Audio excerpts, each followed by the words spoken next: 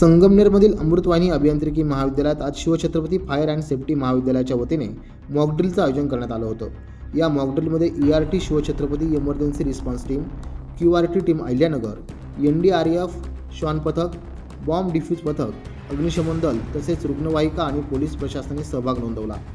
सकाळी 11 वाजेच्या सुमारास महाविद्यालयात 2 अतिरेकी शिरल्याची माहिती मिळताच सर्व यंत्रणा तातडीने घटनास्थळी दाखल झाली।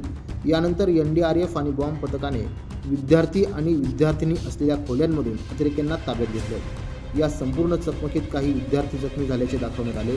जखमींना तातडीने रुग्णवाहिकेद्वारे रुग्णालयात हलवण्यात आलं। आज मॉकड्रिलचा वगैरे आज म्हणजे आम्हाला जेव्हा मॉकड्रिलबद्दल सांगितलं होतं की असं होणार आहे, टेररिस्ट वगैरे येणार आहे, तुम्हाला सगळ्यांना रेस्क्यू करायचं आहे, सगळ्यांना एकत्र ग्राउंडवर घेऊन जायचं आहे, तेव्हा आम्हाला खूप भीती वाटली होती।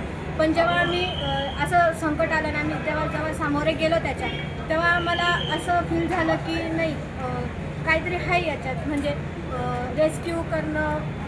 आणि नंतर असं वाटलं की जेव्हा पण कोणतं संकट येईल तेव्हा असं एकदम खंबीर उभं राहायचं याच्यातून कळलं। मग ज्यावेळेस मॉकड्रिल सुरू होतं त्यावेळेस मनात भीती नाही आली की आता काय होणार आहे पुढे? नाही, तेव्हा काहीच नाही वाटलं। तेव्हा फक्त एवढंच होतं की स्टुडंट्सला जे बेहोश झाले, मेले, काही झाले, त्यांना इजा वगैरे झाल्या, त्यांना वाचवायचं हेच आमच्या मनात होतं। जे होईल ते होईल। आता यापुढे काय संदेश देणार? मॉकड्रिल अशा अचानक घटना घडली तर काय काळजी घ्यायची? असं अचानक घटना घडली तर तुम्ही खचून जाऊ नका, खंबीर राहा आणि पूर्ण ताकद देऊन तुम्ही सगळ्यांना वाचवा। या मॉकड्रिलद्वारे आपत्कालीन परिस्थितीत समन्वय, तत्परता आणि बचाव कार्य किती महत्त्वाचं आहे हे विद्यार्थ्यांना समजावून सांगण्यात आलं। आज ही मॉकड्रिल आयोजित करण्यात होती, हे सर्व आमच्या कॉलेजने पूर्ण आयोजित केली होती। त्याचबरोबर आज जी मॉकड्रिल होती ही टेररिस्ट अटॅक हा विषय होता। टेररिस्ट अटॅकसाठी नगरवरून SP ऑफिस म्हणून आपल्याला परमिशन भेटत होत्या। त्याचबरोबर याच्यामध्ये जे इन्व्हॉल्व होतं टीम SP ऑफिस याच्यामध्ये होत्या, QRT टीम होती, त्याचबरोबर बॉम्ब स्क्वॉड होतं, डॉग स्क्वॉड होतं, त्याचबरोबर NDRFची टीम आली। NDRF टीम यासाठी आली जर ग्रेनेड फुटले, ज्यावेळेस टेररिस्ट अटॅकची जी होती यांनी ग्रेनेड फुटले त्यावेळेस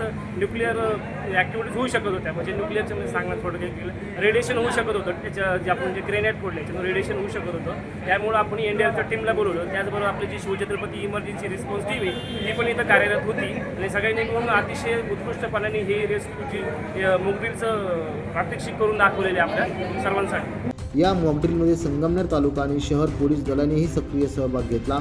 पोलीस निरीक्षक प्रवीण साळुंके, समीर बारवकर यांसह अनेक अधिकाऱ्यांनी या उपक्रमात सहभाग नोंदवला।